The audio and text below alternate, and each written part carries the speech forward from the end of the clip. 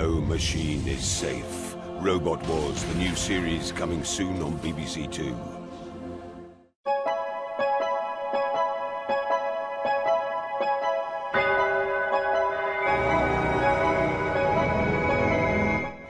Now on BBC Two, an extended Newsnight with Evan Davis.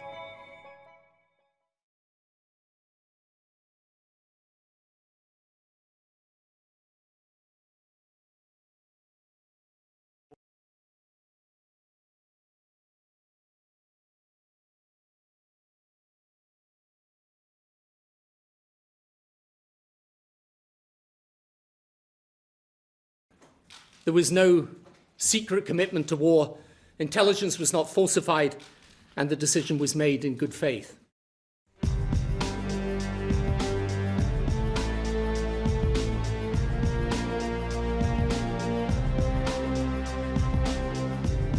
There were no lies. Parliament and Cabinet were not misled.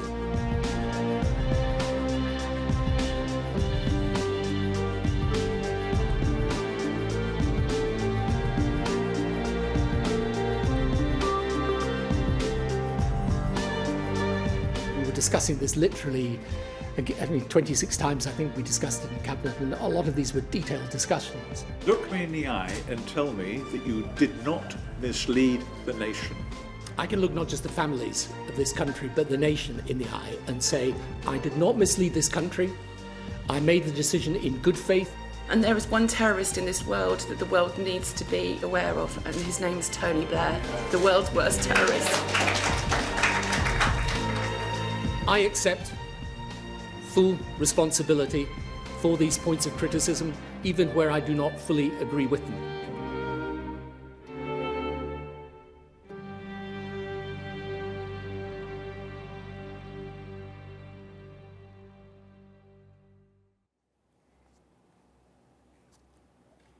Hello, good evening. Well, we've had a sense in the last 2 weeks of an old political establishment taking a beating, but today it suffered another really hefty blow, with the Chilcot inquiries excoriating findings on the build-up to the Iraq War and the conduct of it thereafter.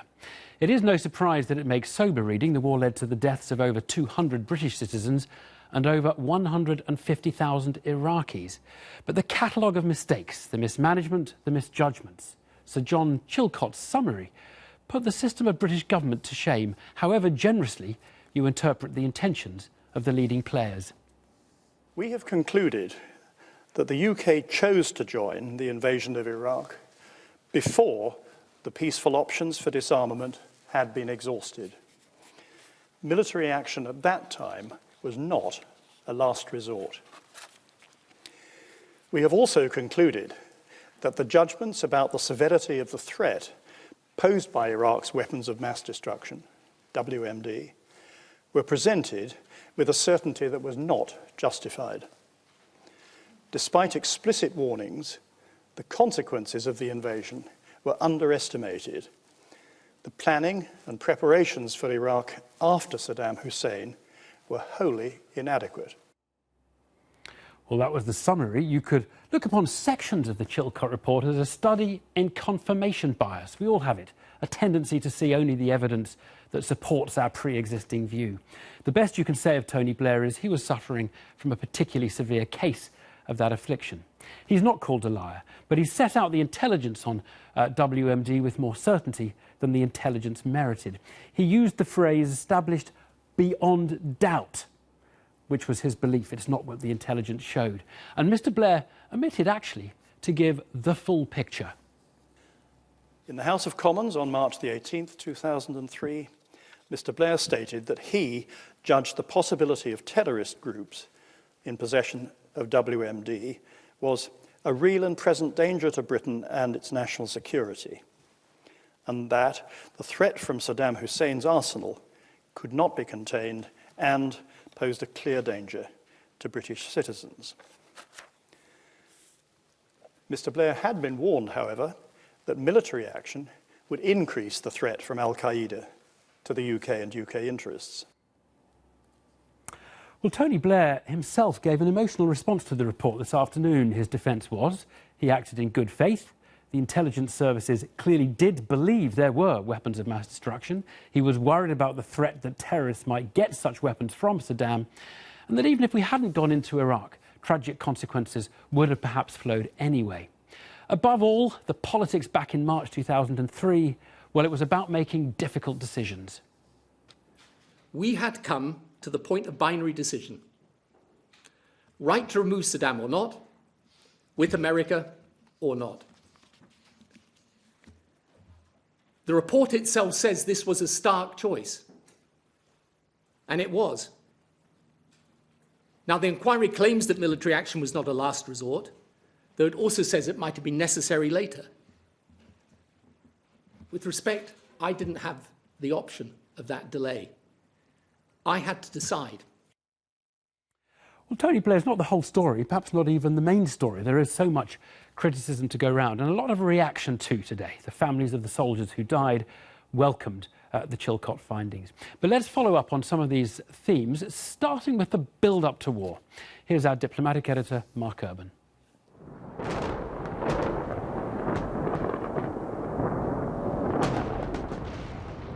It was a war of choice, something Britain didn't have to do, but which Tony Blair, a few of his allies and the service chiefs felt they had to get involved with.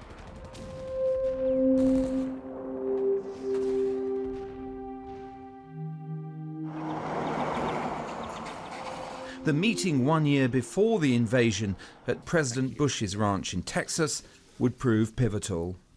When Mr. Blair met President Bush at Crawford, Texas, in early April 2002, the formal policy was still to contain Saddam Hussein. But by then, there had been a profound change in the UK's thinking. The government was stating that Iraq was a threat that had to be dealt with. It had to disarm or be disarmed. 3 months later, Tony Blair wrote to the president, "I will be with you, whatever, but this is the moment to assess bluntly the difficulties. The planning on this and the strategy are the toughest yet. This is not Kosovo. This is not Afghanistan. It is not even the Gulf War." Britain joined the US in trying to bring the matter to a head via the United Nations by sending weapons inspectors into Iraq. But when that didn't produce the evidence, they started to plan for war. In the absence of a majority in support of military action, we consider that the UK was in fact undermining the Security Council's authority. As the forces got ready to invade Iraq, the cabinet was kept on the sidelines. 4 months before it happened, the cabinet secretary told the inquiry preparations were becoming public without any discussion in cabinet. Reservists are being given notice, purchasing is being, various purchases are being made, and assets, troops are being moved, and ships are being dispatched on manoeuvres, in inverted commas, or on exercises. The next day, that is reported to Cabinet. Okay? So you can see that the extent to which they're brought into the story lags a long way behind what the degree of thinking and by this time preparation. If there's a key takeaway from all this, it's the degree to which Tony Blair kept vital decision-making to himself and 1 or 2 close allies. Indeed, Sir John Chilcot flags up 11 separate occasions when he says Blair should have had close consultations with cabinet colleagues and officials and allowed them to have their say, but didn't do so.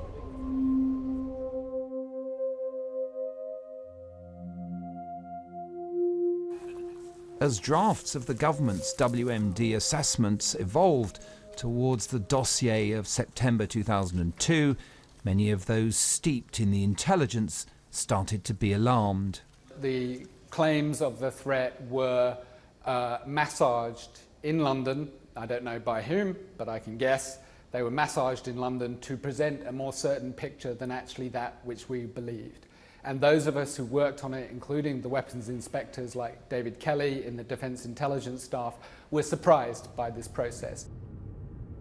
As to the extent to which the intelligence services fell victim to groupthink, today's report reveals: at no stage was the proposition that Iraq might no longer have chemical, biological or nuclear weapons or programs identified or examined by either the Joint Intelligence Committee or the policy community. Worse, Chilcot discovered that an MI6 Iraqi spy whose reports were breathlessly circulated by the service was found to be unreliable even before the war started. Only MI6 didn't tell anyone. One of the conclusions that Lord Butler came to was that those who are doing the assessment of what all this means, trying to get an explanation of what is going on in a country like Iraq, need to know more about the raw material that they're building the assessment on. And that didn't happen in that particular case.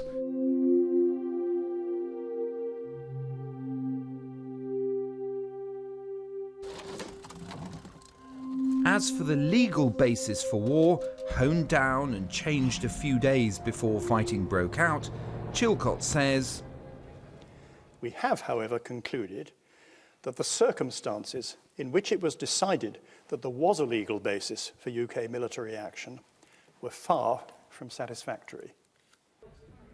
Tony Blair and his Chief of Staff, as late as 12 days before operations started, asked that the Attorney General's legal advice should be tightly held and not shared with ministerial colleagues without Number 10's permission. And when push came to shove, the Attorney General simply said that the key decision whether Iraq was in material breach of UN resolutions was Tony Blair's call. Once that determination was made, the way was clear for operations to begin.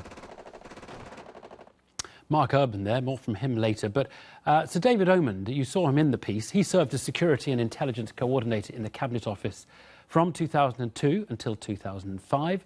He was a member of the Joint Intelligence Committee in the run-up to the Iraq War. I spoke to him earlier, and I asked what went wrong with UK intelligence concerning Iraq. It went wrong both at the level of intelligence collection and in terms of the assessment. But given the intelligence that was in front of the Joint Intelligence Committee, I think the conclusion that we all reached, that Saddam had retained material unlawfully and that he was anxious to keep this capability, was a perfectly reasonable judgment on the basis of the information. Chilcot does say the intelligence services should have pointed out to the Prime Minister that the evidence did not suggest it was beyond doubt that there were these weapons. And those were the words the Prime Minister used. Now, it was in the foreword to the document, not in the document itself. But, you know, we all know that the average reader is going to take it as one document. As I said in my evidence, with hindsight, we would have spotted this difficulty and we would have done something about it. But we didn't. We didn't really put together what the implication of that kind of language in the mouths of the Prime Minister and other senior politicians would actually be. So there's a big lesson there for the future. Bluntly, the intelligence services, MI6 in particular, felt enormous pressure to deliver to their client, and that they felt their client was the Prime Minister. I'd cite the example of the rogue agent who basically, in the early September 2002, MI6, Richard Deal, I'm getting very excited about the evidence coming from one particular agent. By November, I think they realised he was picking stuff up out of movies and it completely... I mean, that wasn't good practice. There was another example, which was the Curveball, the Iraqi engineer, the defector, who was interrogated by the German intelligence service. And they produced lots of reports, and they were all extremely plausible. But we were never allowed to speak to Curveball. That's the kind of material. Now, but is it because you're under political pressure? Is it essentially because you guys see the government or the Prime Minister as the client, not us, the public, as the client? There was a lot of political pressure, and Chilcot's report is very good on explaining that. But it didn't distort the intelligence. It was just some of the presentation the intelligence was not so spun. And again, Chilcot comes to the same conclusion as Robin Butler did. It's not about making up intelligence. No. It's not about trying to please political masters by inventing stuff. But the tradecraft wasn't as good, and part of the explanation for that is the pressure everyone was under. What should the public think? I mean, they pay for these. They pay for this intelligence. It's their intelligence service. It's not Tony Blair's or David Cameron's, is it? I think the public... What do we think about how good British intelligence is? Because I think a lot of people think the brand has been quite tarnished. The brand was tarnished. There's no doubt about that. Some of it quite unfair criticism, but nevertheless it was... I think what the public should remember is in the last 18 months, 7 attempts to attack the United Kingdom by terrorists were stopped by those same intelligence agencies. That's a pretty successful record. So David Oman, thank you very much. Thank you. Well, I'm joined from Barcelona by Alistair Campbell, Tony Blair's communications chief at the time of the Iraq War. And with me in the studio, Claire Short, the former International Development Secretary, and Sir Jeremy Greenstock, who was Britain's ambassador to the United Nations at the time we're talking about. Alistair Campbell, if I may start with you, we have what looks like the definitive account of everything now. I wonder whether you accept its conclusion that the intelligence evidence for WMD was not beyond doubt. Well, I actually agree with virtually everything that David Oman said there. But I think it's only fair to accept that a Prime Minister does rely on his intelligence services, and I don't think it's fair to say that none of that was challenged or tested. And I think that the other thing I would say in Tony Blair's defence about the intelligence is that he was seeing this, and he was developing in his own mind a judgment that Saddam Hussein was becoming more of a threat, not less. And it's true that a lot of that was based on the intelligence. But I think David Oman was being fair there in saying that, yes, the intelligence agencies were under pressure, but not under pressure to come up with evidence that didn't exist. And also, I think it is fair for me to say, talking to a programme on the BBC, that the accusations actually went far, far deeper than that. They were actually that we, and in particular I, falsified intelligence, and I'm glad that that has been completely laid to rest by the Chilcot inquiry. But do you accept Chilcot, not David Oman, but Chilcot finding that the evidence for WMD was not beyond doubt? Now, I ask because the words beyond doubt were used in the foreword, not by the intelligence community, were used in the foreword to the dossier. Do you accept that that was a mistake? Well, I accept that the intelligence agencies did not author the foreword to the dossier. Tony Blair did, with help from officials. The intelligence agencies did see it. Now, I also think that we're going over every word, which I understand, and I do understand this is an incredibly big report over an extraordinary, serious issue. But at the time, let me just remind you that the general media reaction of you and your colleagues at the time to the September 2002 dossier was actually there wasn't that much new in it. Now, Tony Blair, I think, was entitled to make judgments, and he did make judgments, and ultimately, this is what leadership at the top level is about. He had to make judgments. Right. Many, many people disagree with that judgment, and they disagree with it now. But ultimately, only he, I think, could be in that position where he made that judgment. So Chilcot thinks the judgment was incorrect and that the public, quite reasonably, mistook his belief that it was beyond doubt with the intelligence service's belief. But you've now conceded, I think, that that was his judgment and that we can accept Chilcot on believing the judgment was wrong. Can I take a second one? Mr. Blair had been warned... I also... Okay, can I just say it's also... I just want to say I think it's also important to say that the document itself was the work of the intelligence agencies. It was not the work of Downing Street. It was not the work of people like me. It was not the work of Tony Blair. It was Tony Blair's attempt to share with the public why he was becoming more concerned because of the intelligence that he was seeing. OK, that was the forward we're talking about, and accept that the intelligence community were responsible for the body of the report. Look, the second thing is this finding that Mr. Blair had been warned that military action would increase the threat from al-Qaeda to the UK and to UK interests. Now, that was not reported to the public. Do you think, I mean, you've today said there was no lying, there was no deceit. Do you at least accept that there was selective presentation of the evidence, because Mr. Blair didn't tell us that, by the way, everything he's been told is there is actually more danger from military action rather than less from terrorists. But I think that debate, there was a live debate about that at the time. There were lots of people standing up in Parliament and making that point. There were people, I know, of that opinion. And what's more, but we didn't know the intelligence. Sorry, we didn't know the intelligence services were saying that that was a view they shared. So we didn't actually. I mean, it would perfectly. We're all able to make that judgment ourselves. What we didn't know is that the official advice was that. No, but. OK, but Evan, the dossier that Tony Blair presented to Parliament was about our assessment of Saddam's weapons of mass destruction programme.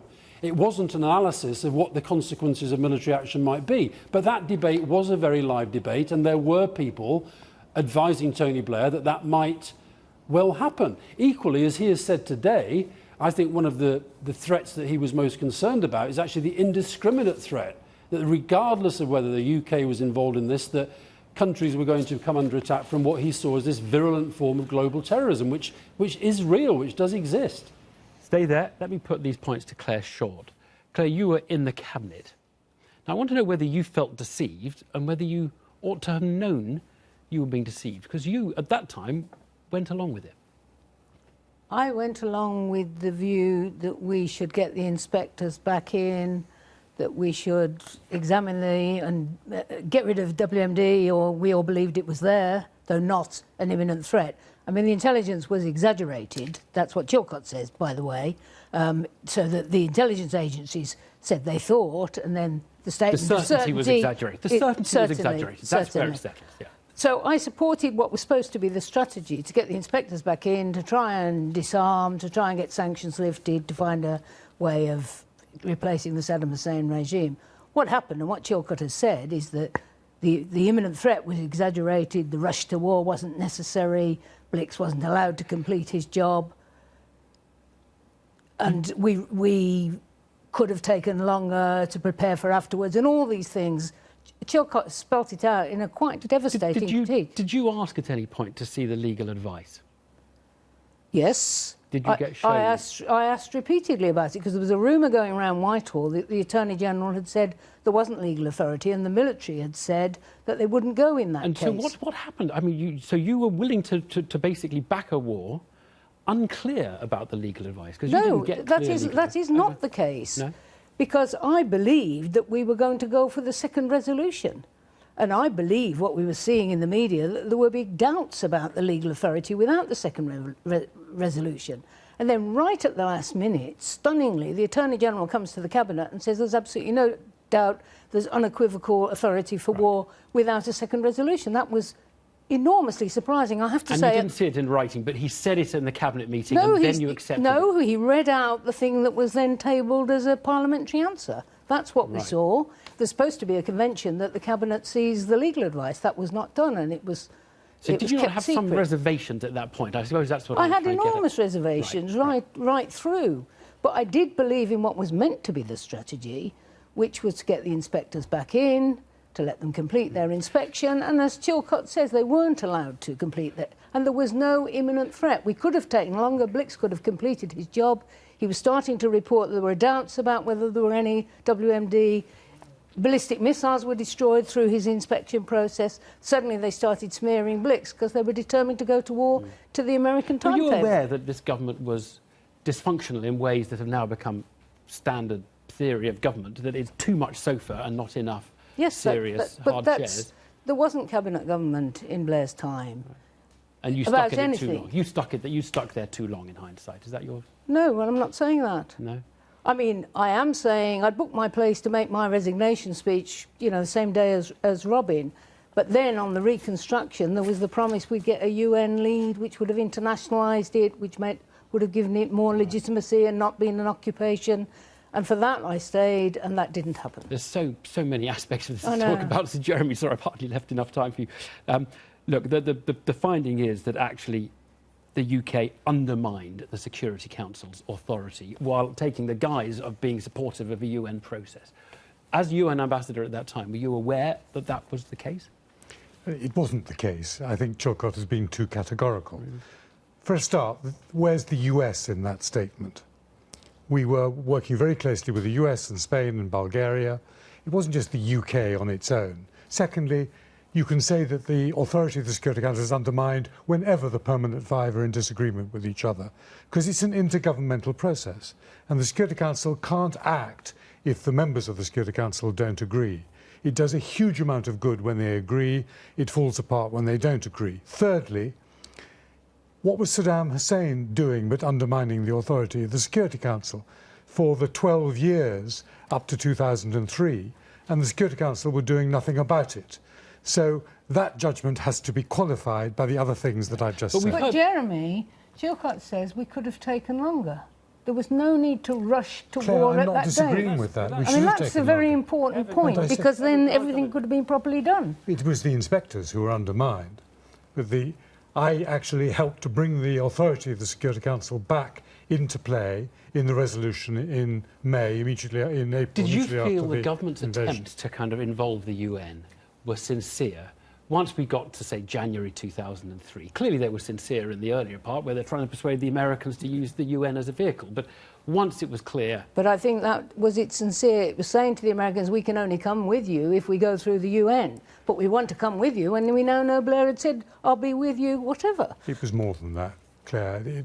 The Americans weren't genuine about it, but the Prime Minister was genuine about it, because he thought there was a chance that Saddam could be made to back down before we had to use military force. And George Bush, for a while, agreed with him. But other people behind George Bush didn't agree with him and thought it was a waste of time. But it was a very genuine attempt by the Prime Minister to see whether the Security Council could put such pressure on Saddam Hussein that military force was not necessary. We failed in that, quite obviously, but he did try. Well, he didn't fail, because, in fact, there were no WMD. So, in fact, it was succeeding. Let me give a last word to Alistair Can I come in here? Alistair Campbell, yeah, come on in then. Well, just a couple of things that Claire said. The first thing, I think it's very unfair to say about Peter Goldsmith, the Attorney General, that he just somehow was lent on and just came up with this opinion. The reason that he presented as he did in the end was because he went to Washington and he had explained to him the negotiating process. I'm sure that Jeremy was involved in this, the negotiating process on Resolution 1441, where the French had wanted to insert an obligation to go back for the second resolution and have specific go-ahead for military action should that be necessary. And that was resisted, and the logic of 1441 was therefore clear. And that is the point that Peter Goldsmith made to the Cabinet. And the Cabinet were told, and they were informed about that. And I also think that Claire is wrong to give this sense that Tony Blair had somehow decided this was what he was going to do. That memo, read the whole memo, the one that says, I'll be with you, whatever. It then goes on to explain, and it pressures George Bush to go down the United Nations route. And as Jeremy, I think, rightly and fairly says, that had considerable success at the time. We didn't, in the end, meet all our objectives. I think it's right that the Americans actually didn't deliver in the aftermath as much as they should have done, and frankly, as much as we thought they would. But I think to land this all on Tony Blair's doorstep and I think Tony sincerely believed it was the right thing to do, to go with America, come what may, and to stick with Bush. I think he was sincere in that view, but I think we should have taken longer and tried to pursue the Blix process, and it was a big disaster. Jeremy Greenstock, Alistair Campbell, thanks all very much indeed. Look, let's turn to the war and the occupation. Now, over the years, we've had a sense as a nation of things we do well and things we don't, and we've tended to believe that when it comes to the military, we have every reason to be proud. But today, the standing of our military takes an official knock. Sir John is clear that service personnel showed great courage and deserve respect, but the military in a broader sense did not understand its limitations, was ill-equipped, and the MOD served it badly too. And the planning for the post-invasion phase was every bit as bad as we all thought. Here's Mark Urban again.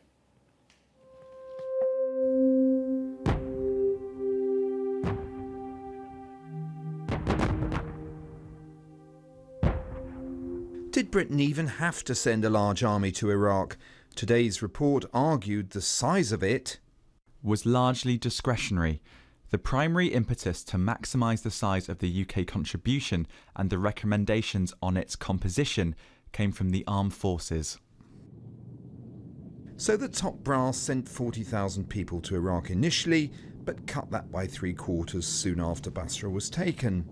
Immediately, the military found itself struggling to control large-scale looting and disorder. Mr. Blair told the inquiry that the difficulties encountered in Iraq after the invasion could not have been known in advance.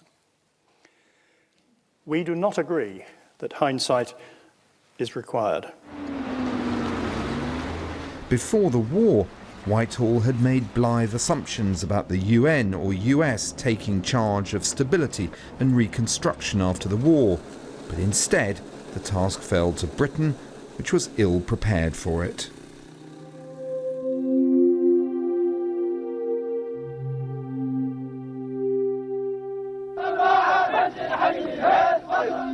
Throughout 2004 to 5, militias increased their hold in Basra, and the British commanders sent to keep a lid on an increasingly unstable city knew they didn't have the resources to do it. We had 2 British battalions to keep order in Basra until we could generate Iraqi police and military capability. Well, I don't think in my time in Belfast there were ever less than 5, and at the peak of trouble I think there were about 13. Now, how really it was ever thought that we could look after Basra with that amount of resource, I'm really not sure. Got an audience. As the militias started using more and more violence against the British and infiltrated the police, the army's dilemma became clear. The more it handed over to the Iraqis, the stronger the militia grip on the city became. Could we speak to the shift commander, please? See the tallest building? He's up there. By the time the British launched Operation Sinbad, trying to regain control of Basra in 2006, they were too weak to prevail over the militias.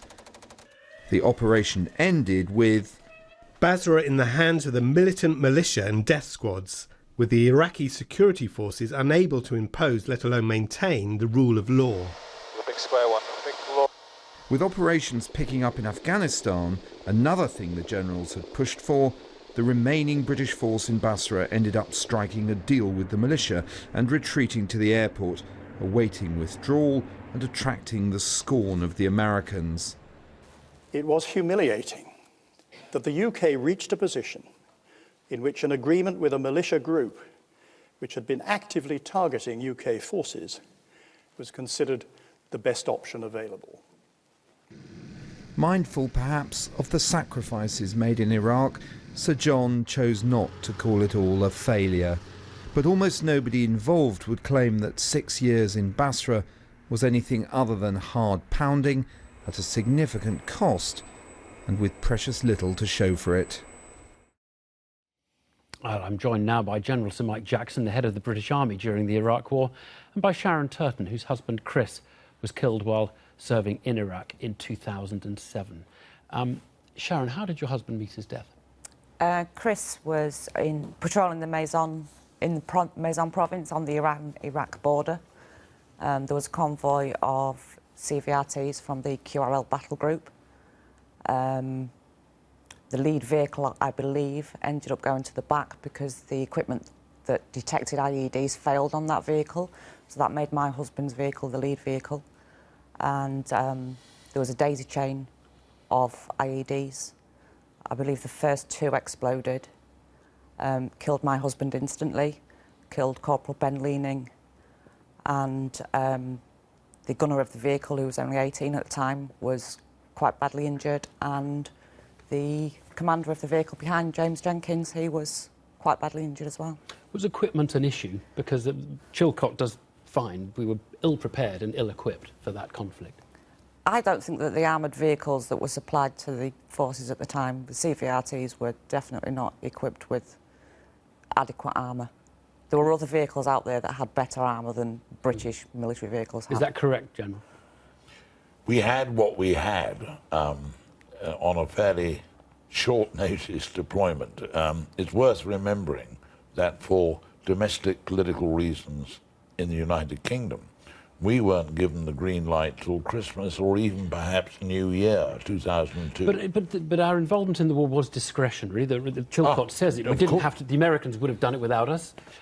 What was your advice? Were you saying to the politicians, look, we're not ready, frankly, let the Americans take this one because we're not ready? Well, this not ready, I'm going to push back a bit. We got the green light, I say, Christmas, New Year, 2002. The Americans would not delay beyond late March, and so we had this very narrow window. If the exam question was, can you get the allocated forces there in that time, the answer was a broad yes, because that's what happened. And it's very interesting, all of this, that the conventional fight... Sorry, we got there in time, but we didn't have adequate equipment for all the troops. You interrupted me. We certainly had Chilcot, you said we got there in time, but Chilcot goes through some of the... Yes, I know he does. We've just heard Sharon's husband. Yeah, but we had adequate equipment for the conventional fight against Saddam Hussein's forces, because that's what happened. It took 3 weeks. The difficulty came in the aftermath, and that's a very different story indeed. In the aftermath, you were one of those advocating we also went into Afghanistan, ramped up in Afghanistan. Chilcot is clear that we did not have the resources to be fighting on both those fronts. Now, wouldn't your job have been to say, listen, politicians, you're way overstretching the British forces, we're ill-equipped in Iraq, we cannot... Would that it were so simple. The commitment to Afghanistan was the result of NATO taking over the command of the whole operation. And up to 2004, thereabouts, the military presence in Afghanistan had been, frankly, greater Kabul. NATO concluded that the military footprint needed to go over the whole country. And there was a timetable to do that. But did you warn the politicians? I understand, but did you say, you're overstretching us here? Did you say because the plan or did you was say not we an could do it? Overstretch. What went wrong was that the assumed departure date from Iraq was 18 months later. So for 18 months, we did, you're quite right in this sense, had to juggle, but it wasn't a lack of thinking it through. Okay. It was events. Sharon, what do you feel as you hear this description of the mistakes or the misjudgments? We thought we'd be out of Iraq in 18 months, took longer, so we're overstretched, and now we don't have the equipment and we're not doing it properly. I think that we're overstretched. Well, I mean, Chilcot thinks they're overstretched. I mean, at the time, I worked at a military training camp, so I saw the guys and girls coming through for the telic training, for the Herrick training, day in, day out. Do you think the military, the Mike Jacksons, do you think they did enough, if you like, to restrain the ambitions that politicians had for Britain to be a player out in these wars? In all honesty, I don't think I'm qualified to actually answer that. I don't think I know enough. I've got a lot of personal opinions, but I'm not in the position where I have to make these decisions. I'm not defending anybody, but it's that they are in difficult positions. But obviously, being a widow, it's. No. But it's you who's at the end. Yeah. Of it. Yeah. But it's not just me and the other families. It's the guys and girls that came back injured, that are mentally and physically scarred by what they experienced, what they saw, as well. We'll leave it there. Thank you both very much indeed. Now, I want to turn to Paul Bremer, who joins us from Vermont. He was appointed as US presidential envoy to post-invasion Iraq, a kind of Governor-General, if you want to put it that way. He ran the Coalition Provisional Authority, and on his watch, some crucial decisions were made. A decision not to use the Iraqi army after it had been defeated, and to also engage in de-Baathification, purging Iraq of many people who'd been running the country and keeping it secure. And Mr. Bremer, thanks so much for joining us this evening. But the de-Baathification process does get criticism in the Chilcot report. And do you now accept that it was too deep and too ambitious, and actually it just left the country sort of ungovernable? No, I agree there was a mistake made in de-Baathification. It wasn't the one that the Commission focused on. It's important to remember how it came about. It was part of the pre-war planning, one part that actually we got right. It was modeled on the denazification program in Germany in 1945, but much milder. It really was designed, the decree that I signed, to hit only 1% of the Ba'ath Party, which itself was only 10% of the people. So we're talking about 1/10 of 1%, about 20,000 people. And all it said about them was they could no longer have jobs in the government. They were perfectly free to go out and set up a newspaper if they wanted to, a radio station, a business, or become farmers. Right. The problem and the mistake I made was turning the implementation of this very narrowly drafted decree over to Iraqi politicians, who then basically used it as a form of political pressure on their opponents. And I had to eventually call back that authority. Right. But that was the mistake I Now, made. I should have found a better way to do it. What Chilcot says is that the British had thought it should be a much more limited de-Baathification, 5,000, not 20 or 30,000, that the British really had very little say in any of this coalition provisional authority government. I mean, they were just informally kind of nudging you or whatever, but were often ignored. And that Chilcot says the British vision was right and your vision was wrong. Well, first of all, it wasn't particularly my vision. It was the vision of the American government. The decree was prepared before I was even asked to come back in government while I was still a businessman. And it was cleared around the United States government. What discussions there were with the British before the war on that, I don't know. I was not in the government. Certainly, I was very well served by able British civil servants and ambassadors, including Jeremy Greenstock, who you just had on the show, who was one of the 3 British deputies in the CPA while I was there. They had full access to me at all times. I know the Chilcot Commission says there should have been more formal meetings. I really wonder what they're thinking. We were in a war zone working 18 hours a day with gunfire coming in. Was I supposed to say we need a table with a green baize velvet cloth on it and we all should get in our suits and sit around the table in a formal way? No, that's not the way things work. Paul Bremer, Jack Straw, in his statement in response to Chilcot today, and Jack Straw gets some criticism, former Foreign Secretary, he actually describes the decisions you made as extraordinary unilateral edict to disband the army and other forces, consequences Iraq is still living with. He says that edict blindsided key members of the US administration as well as the British government, including Condoleezza Rice and Secretary of State Colin Powell. I just wonder whether, in a way, Jack Straw isn't pointing a lot of the blame for the mess afterwards to the decisions you took then. Well, that particular decision was approved by the President of the United States, the Secretary of Defense, by the Joint Chiefs of Staff of the United States. It was previously discussed by my National Security Advisor with authorities in London 10 days before it was issued. He received no objections. And John Sawyers says to the Chilcot Commission that he raised no objections when I briefed him, the senior British official on the ground. So whatever else one can say, it was, as far as I was concerned where I was, it had been checked with the British government and it had been checked with the American government. Paul Bremer, and I believe it was the right decision. Paul Bremer, thank you very much. Thanks for talking to us this evening. Well, you don't need us to tell you today of the grim aftermath of the war and occupation, but if we are learning lessons from the whole experience, it is worth looking beyond the years from 2007. From apparent chaos did come a surge in American troops that imposed some order. But Iraq then sadly descended into sectarian division, becoming one of the hubs of the great transnational battle between Sunni and Shia. Well, Gabriel Gatehouse has been looking at what went wrong.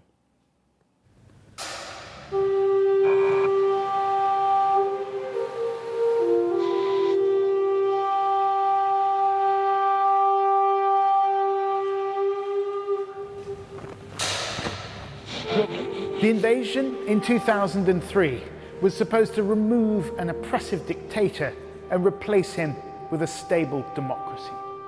13 years on, Iraq is a country fragmenting, consumed by violence and run by sectarian militias. This is the story of how that came about. Baghdad in flames at night. Not shock and awe 2003, but July 2016, last weekend. Islamic State bombs a busy shopping area. 250 people are dead. Chilcot speaks of an intervention that went badly wrong, with consequences to this day. In Baghdad this evening, at the site of the explosion, people gave their reaction. هذا التقرير كان من مصداقية الشعب في رأي باطلية دخول القوات الأمريكية والقوات البريطانية للعراق. الإرث الوحيد الذي تركه القوات الأمريكية والقوات البريطانية بالعراق هو الدمار. أدت إلى سفك الدماء العراقيين ودخول داعش في العراق وكثير من السلبيات الذي لا تعد ولا تحصى، والله العالم ماذا زرعوا لنا في المستقبل، ماذا بعد داعش. When the British Army went into Basra, they were welcomed. In the overwhelmingly Shia south, the removal of Saddam Hussein, who'd always favoured the Sunni minority, felt like a liberation. But in the vacuum left behind by de-Baathification, the full-scale dismantling of the Iraqi state, Shia clerics like Muqtada al-Sadr built large followings and powerful militias. Backed by Iran, they began to cause trouble for the British military. In September 2005, 2 men were stopped at a police checkpoint on the outskirts of Basra. They were SAS operatives dressed as Iraqi civilians. When they flashed their military IDs, there was a confrontation. They opened fire, killing an Iraqi officer. One of the men was Colin McLachlan. He told Newsnight how he and his comrade were dragged from their car. We were taken into an outhouse at the side of the checkpoint. Slowly but surely they removed our clothes, body armour, weapons, mock executions, light beatings, interrogation. And then a chief police officer came in with red lapels, told us it was mistaken identity and they were going to take us back to the palace.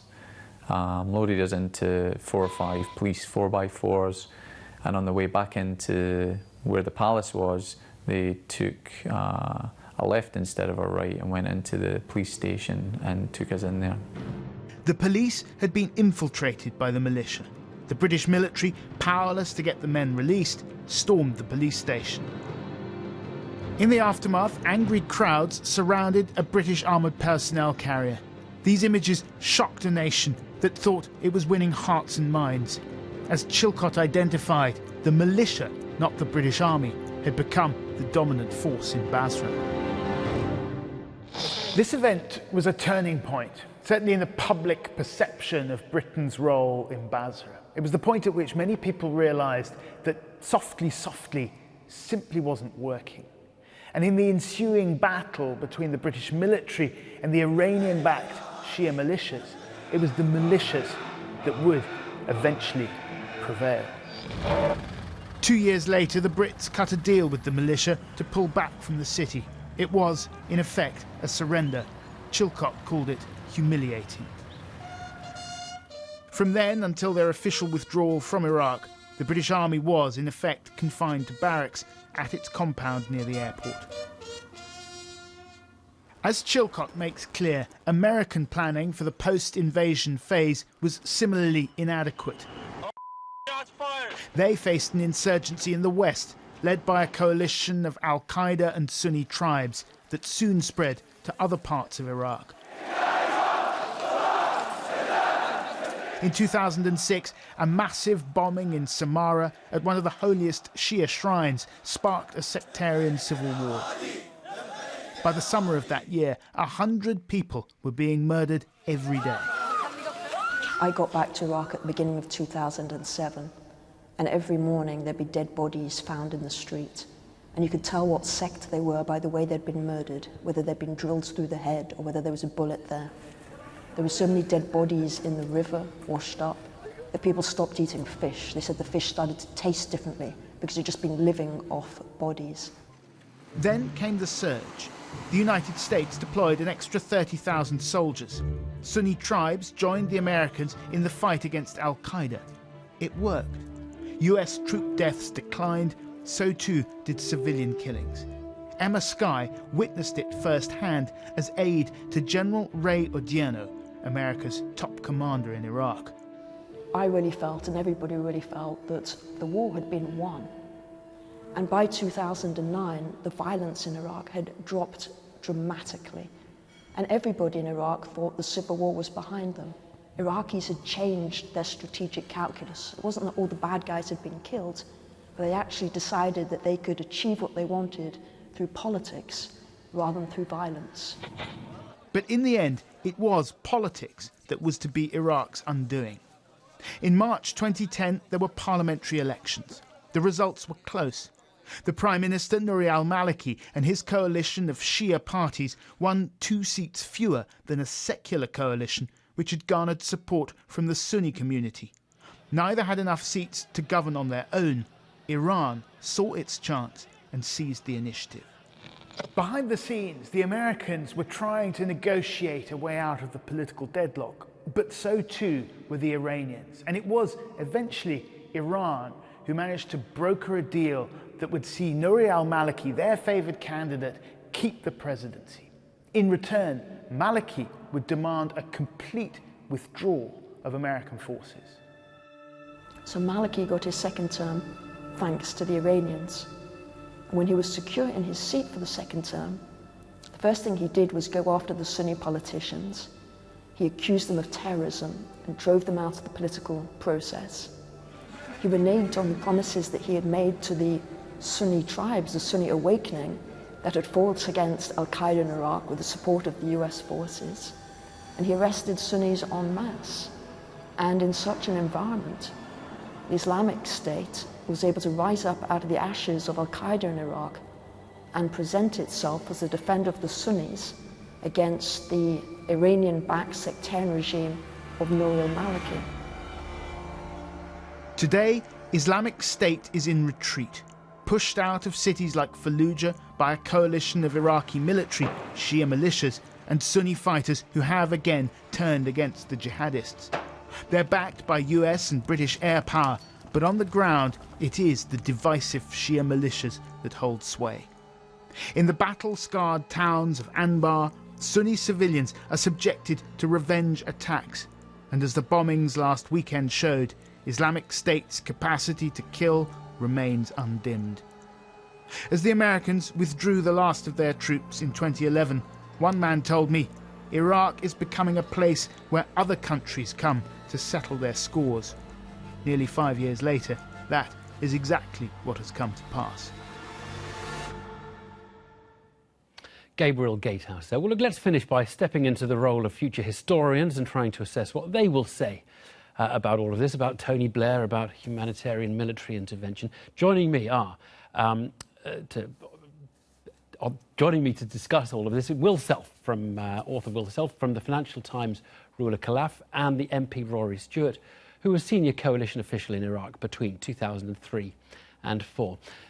Look, we've had a parade of people on this programme this evening who were involved at some responsible level in the run-up to the war or the conduct of it. Everybody gives a reasonably plausible-sounding account of themselves, and yet we know the outcome was disastrous. And I'm stuck wondering whether somebody ought to be paying for the mistakes or whether it's just awfully difficult and we do our best and things don't always work out. Rula. I think that's too easy an answer. This war in particular was a war that was unnecessary and avoidable. Now, that's not to say that Saddam Hussein did not deserve to be removed. But if you're going to invade a country like Iraq, a very complicated country like Iraq, then at the very least you need to have a plan about what you do after. We've heard this evening about big mistakes that were made, right? Deba'athification, the disbanding of the army. But probably given the state of Iraq, you would have needed a lot more than that. You would have probably needed... No one mistake is enough to explain You it. would have needed a total occupation of Iraq. I remember covering Iraq before the fall of Saddam. And this is a country that had gone through decades of dictatorship and 10 years of the most crippling sanctions in the world. Rory, I mean, just help us out. Should somebody be going to jail for the mistake of the Iraq war or not? No, I don't think that's the correct response. The correct response is for us as a country to be much more serious and much more honest about what went wrong here. I cannot tell you, I mean, personally, being on the ground in Iraq, the complexity that you were facing, Iranian intelligence officers coming across the border, new Shia militias emerging that nobody had heard of. I mean, the Sadrine people knew about, but there were about 52 new Shia political parties emerging in my province alone. Almost nobody, and this wasn't just a question of the fact, it is true we didn't speak enough Arabic, we didn't know the country well enough, we didn't have enough troops, but that's only the beginning of the problem. Within a few months there, it was obvious we just should not have been there at all. We were completely out of our depth. And the same was true for the United States. And even the really big stuff that you've been hearing about, the surge of David Petraeus, in the end didn't have a long-term effect. And I think the real conclusion for us in Britain is that we need to be much, much more serious as a country. We need a total reform of our Foreign Office, our military, our political system, if we're going to get engaged in these kinds of things. And pointing the finger at one person isn't necessarily the way you would go. And what about you, Wilson? Well, I think, you know, the oft trotted out trope, punching above our weight on the international stage, says it all. You shouldn't punch above your weight because you get knocked out, either morally or physically.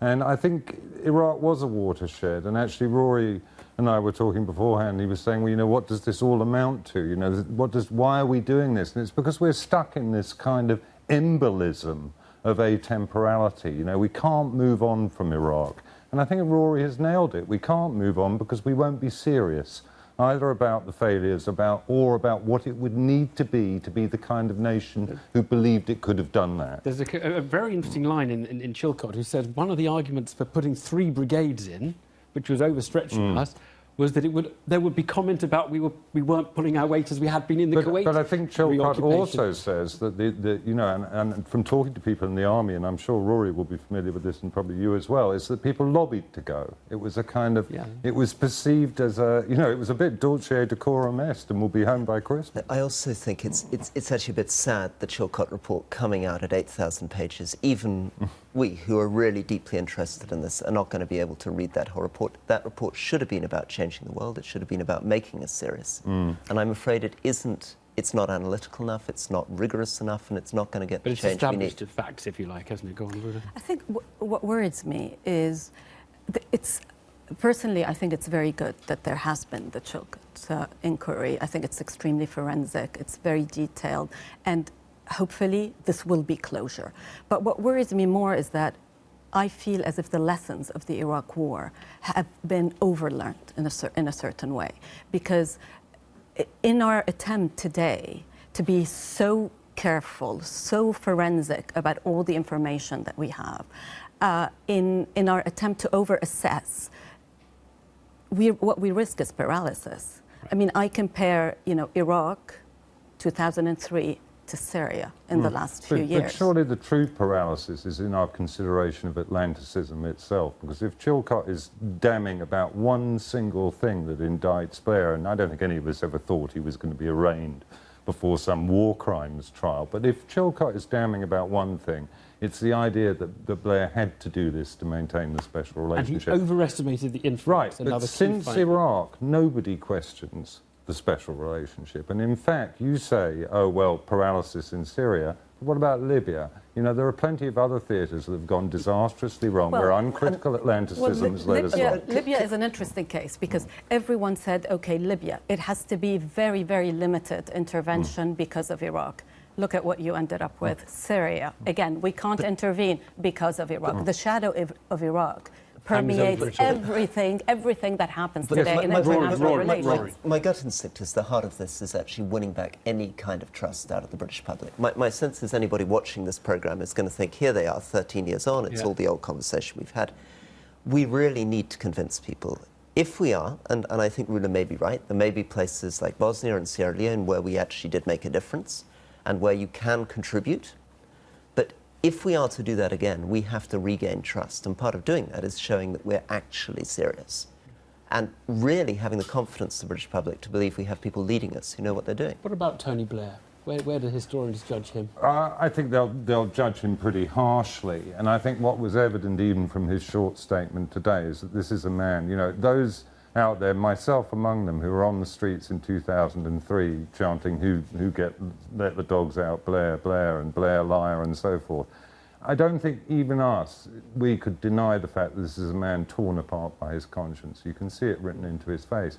Whether his conscience also is majorly made up of his own revulsion at the failure of his hubristic ambitions, I'm not in a position to judge, but it doesn't look good. Rula, just 10 seconds. How will they remember it in Iraq? How will they look back on it? I think some people will look back on it as a form of liberation that went terribly wrong. Other people will look on it as the moment when the Sunni of the Middle East became disenfranchised. Thank you all very much indeed.